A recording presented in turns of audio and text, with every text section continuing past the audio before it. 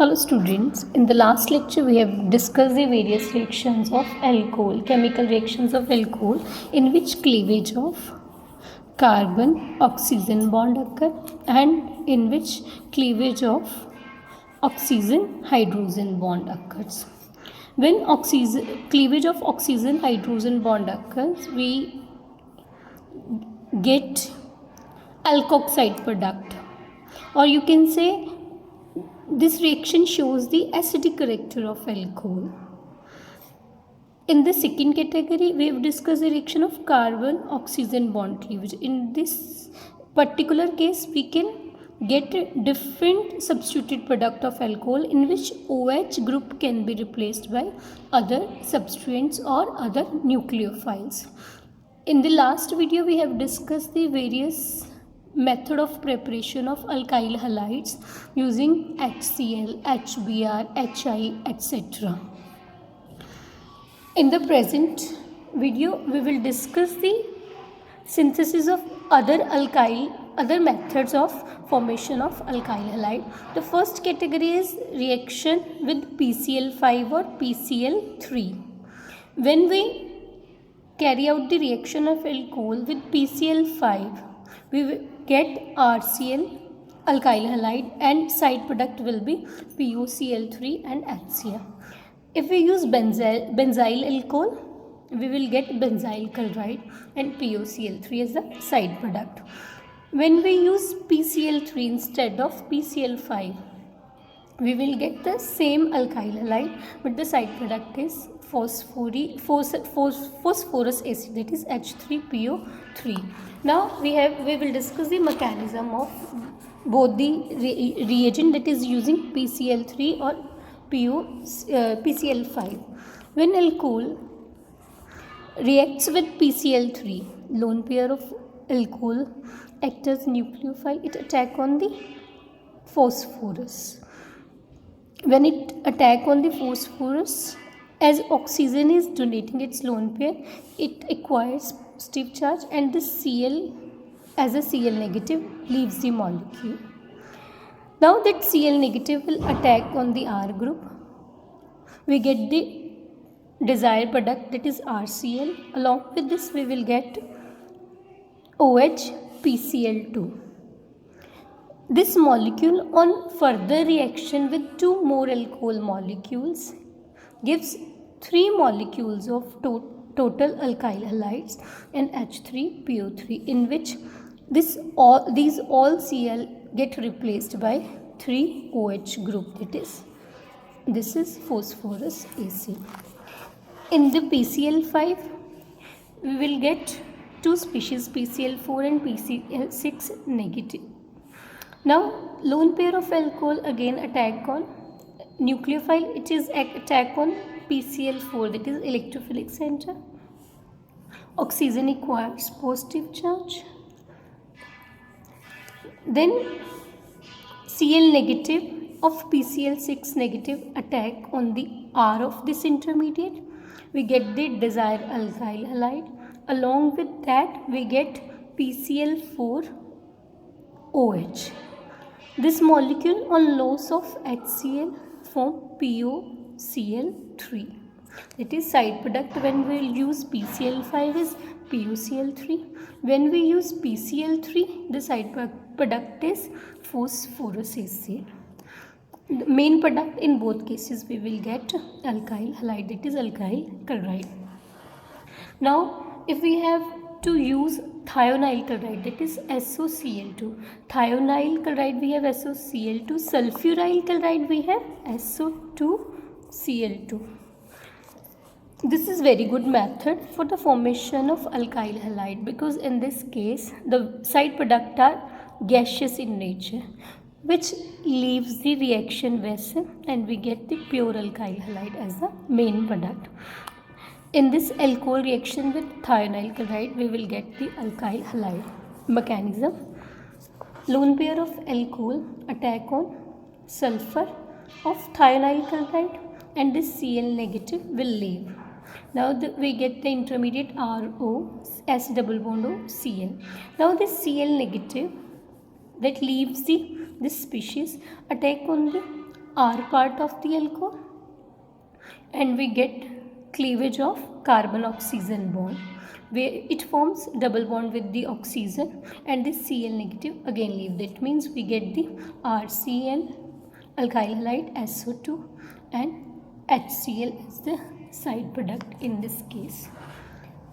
Next category, we have discussed the three type of reaction of alcohol. First reaction is in which oxygen hydrogen cleavage occur. In the second reaction, we have discussed the cleavage of carbon oxygen bond. Third category, in which alkyl as well as the OH group both involves. The most common example of this category is dehydration of alcohol. We know when dehydration means loss of water. This alcohol molecule on loss of water, that is OH from this carbon, H from this carbon. For the simplification, I have written like this. On loss of water, it forms alkene. Conditions in which this dehydration occur, we need concentrated H2SO4 and we have to heat the reaction mixture at temperature approximately 433 to 443. Now, how this dehydration occur? We have to discuss the mechanism. This dehydration occurs in the three steps. In the first step, proton from the acid attack on the alcohol and we get the protonated alcohol. This protonated alcohol lose water molecule to form carbocation, and the second step is the slowest step of this reaction. This is rate determining step of this reaction. This carbocation on loss of H positive, we will get the alkene. Now, in this mechanism, the slowest step, main step, rate determining step is that in which carbocation formation occur. If we have to compare the dehydration of various alcohol like primary, secondary and tertiary, which will give alkene at high rate and which will give alkene at slowest rate, we can explain on the basis of stability of these carbocation. In the last lecture, we have discussed the stability of carbocations. Any charged species, either it has positive charge or negative charge, जब भी उस पर charge increase होता है उसकी stability decrease होती है, जब भी वो चार्ज डिक्रीज होता है उसकी स्टेबिलिटी इंक्रीज होती है. पॉजिटिव चार्ज को हम डिक्रीज कैसे कर सकते हैं? कोई भी इलेक्ट्रॉन डोनर के साथ. नेगेटिव चार्ज को हम डिक्रीज कैसे कर सकते हैं? जब हमारे पास विथड्रॉइंग ग्रुप. अब हमारे पास यहाँ पे कार्बोकेटाइन इंटरमीडिएट है, पॉजिटिव चार्ज है. जितने ज़्यादा हमारे उस मॉलिक्यूल में डोनेटिंग ग्रुप लगे होंगे उतना मेरा कार्बोकेटाइन स्टेबल हो जाएगा. अब मेरे पास जो टर्शरी कार्बोकेटाइन है उसकी स्ट्रक्चर हम ऐसे लिख सकते हैं ना. हमारे पास 3 अल्काइल डोनेटिंग ग्रुप है. जब मेरे पास सेकेंडरी कार्बोकेटाइन है मेरे पास 2 अल्काइल ग्रुप है, और जब मेरे पास प्राइमरी कार्बोकेटाइन है मेरे पास 1 डोनेटिंग ग्रुप है. 3 डोनेटिंग ग्रुप है. पॉजिटिव चार्ज को उतने ज़्यादा एक्सटेंड तक डिक्रीज कर देंगे उतनी स्टेबिलिटी बढ़ जाएगी. That means out of secondary, primary and tertiary carbocation, tertiary carbocations are most stable followed by secondary and followed by primary. वही ऑर्डर हमारा इनकी हाइड्रोलिसिस का होएगा, डिहाइड्रेशन का होएगा. इट मीन्स टर्शरी अल्कोहल की डिहाइड्रेशन सबसे स्पीडली होएगी, followed by secondary, followed by primary. Same हमारी कंडीशंस है. यहाँ पे हमने लास्ट पेज पे हमने डिस्कस करा, जब मेरे पास इथाइल अल्कोहल है उसकी डिहाइड्रेशन होती है, हमें कॉन्सेंट्रेटेड नियरली 95% H2SO4 चाहिए और टेम्परेचर हमारा 433 के आसपास चाहिए. अगर मैं सेकेंडरी अल्कोहल की डिहाइड्रेशन करूँगी मेरे पास कंडीशंस थोड़ी माइल्ड होएंगी, और अगर मैं टर्शरी की डिहाइड्रेशन करूँगी मेरी कंडीशंस और माइल्ड हो जाएंगी. यहाँ पे हम सेकेंडरी, टर्शरी, प्राइमरी अल्कोहल की कंडीशन डिस्कस करें. प्राइमरी अल्कोहल की इसमें we need 95% H2SO4, 433 to 443 temperature पे जब हम इसे हीट करते हैं तो हमारे पास एल्कीन आ जाती है. सेकेंड केस है हमारे पास अगर सेकेंडरी अल्कोहल है. सेकेंडरी अल्कोहल होती है ना जहाँ पे हमारा जिस कार्बन पे OH लगे वो फर्दर 2 कार्बन पे लगी हुई है, उसकी dehydration as compare to primary alcohol हमें थोड़ी माइल्डर कंडीशंस चाहिए. यहाँ पे हमारा H2SO4 as compare to primary alcohol mild हो गया, दैट इज 60% कॉन्सेंट्रेशन है और टेम्परेचर हमारा 413 के आसपास है। और हमारे पास क्रॉसपॉन्डिंग एल्कीन OH यहाँ से चली गई हमारी, H यहाँ पे चला गया तो हमारे पास CH3 CH double bond CH2 आ जाता है। टर्शरी की एल्कोहल के केस में कार्बोकेटाइन सबसे स्टेबल होते हैं as compare to primary and secondary. उस केस में हमारी जो कंडीशन है as compare to primary and secondary और माइल्डर होगी। इस केस में जो हमारा H2SO4 है उसकी कॉन्सेंट्रेशन हमें जस्ट 20% चाहिए, जो हमारा टेम्परेचर है 358 टू 363 केल्विन चाहिए। तो हमारे पास यहाँ से सपोज एल्कोहल का OH निकल गया, यहाँ से H चला गया तो हमारे पास क्रॉसपॉन्डिंग एल्कीन बन जाती है। तो जो हमारा रेट ऑफ डिहाइड्रेशन है वो एल्कोहल की स्ट्रक्चर पे डिपेंड करता है, हमें कैसी कंडीशन चाहिए। टर्शरी के केस में हमारा स्टेबल कार्बोकेटाइन इंटरमीडिएट बनता है, इजीली बन जाएगा, माइल्डर कंडीशन में रिएक्शन हो जाएगी। सेकेंडरी के केस में थोड़ा as compare to tertiary easily नहीं बनेगा तो हमारी कंडीशन थोड़ी स्ट्रॉन्ग होगी। प्राइमरी के केस में लीस्ट इजीली बनेगा तो हमारी कंडीशन तीनों के केस में सबसे स्ट्रॉन्ग कंडीशंस हमारी प्राइमरी एल्कोहल के केस में होगी। देन हमारे पास नेक्स्ट है, अब इस केस में हमारी कोई भी एल्कोहल है जब उसकी डिहाइड्रेशन कर रहे हैं तो हमारे पास एल्कीन प्रोडक्ट बन रहा है। अगर हम एल्कोहल को H2SO4 के साथ ट्रीट करते हैं और हमारा टेम्परेचर लो है तो हमारे पास इथाइल हाइड्रोजन सल्फेट प्रोडक्ट बनते हैं। और तुम कह सकते हो जब हमारे पास एल्कीन बन रही होती है इंटरमीडिएट में हमारा ये भी प्रोडक्ट बनते हैं, और इसको जब हम फर्दर हीट कर देते हैं अलग अलग कंडीशंस पे तो हमारे पास अलग अलग प्रोडक्ट बन जाते हैं। इसको अगर हम टेम्परेचर 443 के आसपास ले जाएं तो एल्कीन बन जाते हैं। हमने पढ़ा ना एल्कोहल्स H2SO4 के साथ अगर मेरा टेम्परेचर सीधा ही 433 के आसपास हो जाए तो एल्कीन बन जाती है। ये इंटरमीडिएट बना, उसको अगर फर्दर हीट कर दे तो हमारे पास 433 के आसपास टेम्परेचर पे एल्कीन बन जाएंगे। अगर मैं इस हाइड्रोजन सल्फेट को एल्कोहल के साथ एक और मॉलिक्यूल के साथ ट्रीट कर दूँ, टेम्परेचर मेरा 413 केल्विन हो तो मेरे पास ईथर प्रोडक्ट बन जाते हैं, दैट इज़ ये HSO4 एंड साथ में ये वाला H, दैट इज़ H2SO4 निकल गया हमारा और हमारे पास ईथर प्रोडक्ट आ गया। अगर हम हाइड्रोजन सल्फेट को रिड्यूस्ड प्रेशर पे डिस्टिल कर लें तो हमारे पास डाईइथाइल सल्फेट आ जाता है, दैट इज़ हमारे पास एक इंटरमीडिएट, उसको अलग अलग कंडीशंस पे हम टेम्परेचर पे डालेंगे तो हमारे पास अलग अलग प्रोडक्ट आ जाता है। अभी तक हमने कंडीशन करी डिहाइड्रेशन की, H2SO4 एंड कुछ टेम्परेचर पे हम हीट करते हैं। H2SO4 के साथ साथ हम फोस्फोरिक एसिड भी यूज़ कर सकते हैं, साथ में एल्यूमिना, टेम्परेचर थोड़ा कम चाहिए एज़ कम्पेयर टू H2SO4 वाले केस में, अगेन उस केस में भी हमारे पास एल्कीन बन जाती है।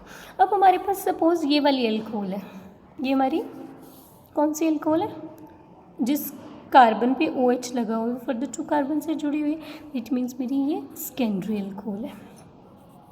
अब सेकेंडरी एल्कोहल के केस में अगर मैं डिहाइड्रेशन करती हूँ तो I have 2 possibilities. One is मेरा OH तो यही वाला, H ये वाला चला जाए तो मेरे पास डबल बॉन्ड इस पोजीशन पे आ जाएगा।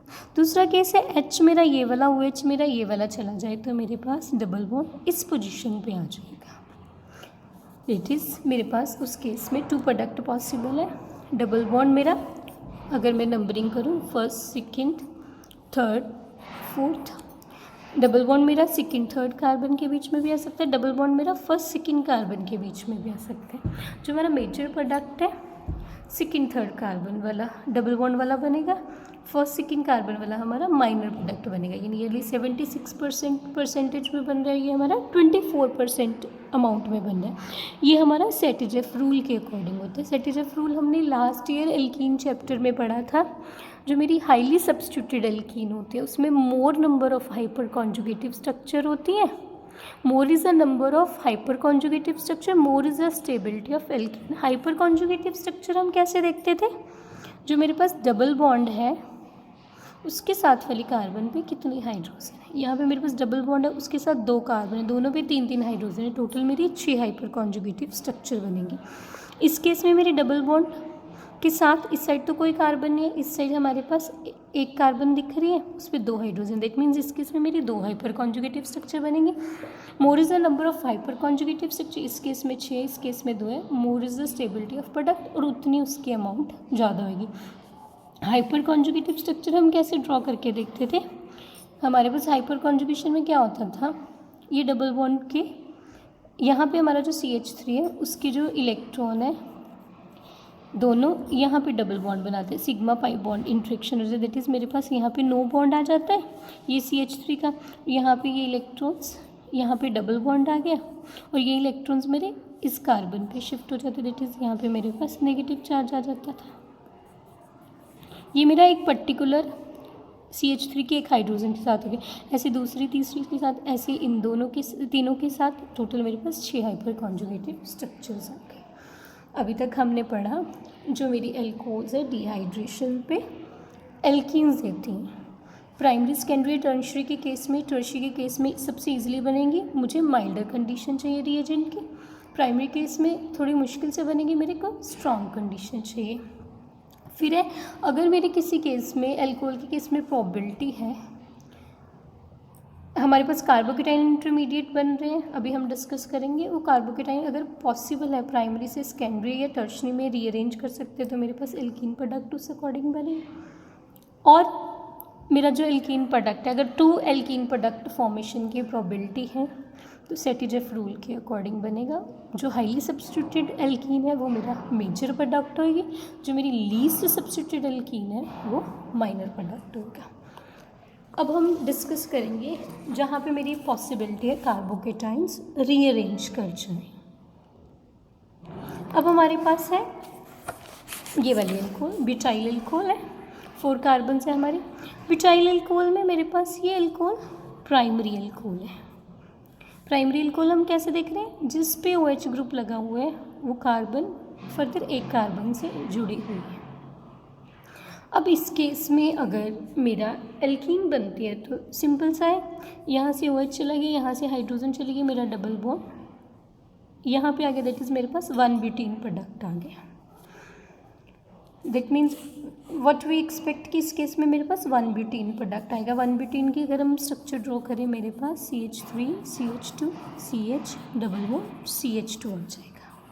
बट एक्चुअल में इस केस में जो मेरा मेजर प्रोडक्ट है 2 ब्यूटीन बनता है। वो कैसे पॉसिबल है, अगर मेरा कार्बोकेटाइन रीअरेंज कर रहा है। रीअरेंजमेंट हम कैसे देखेंगे, सबसे पहला स्टेप हमने अल्कोहल के डिहाइड्रेशन के मैकेनिज्म में करा। सबसे पहले स्टेप में मेरी प्रोटोनेशन होती है।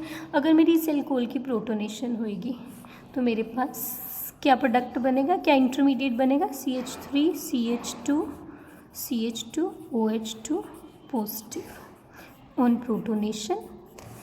फिर हमने कहा सेकेंड स्टेप जो हमारा रेट डिटर्मिनिंग स्टेप है, उस केस में प्रोटोनेटेड एल्कोहल की डिहाइड्रेशन होती है। It is loss of water से मेरे पास कार्बोकेटाइन इंटरमीडिएट बन गया।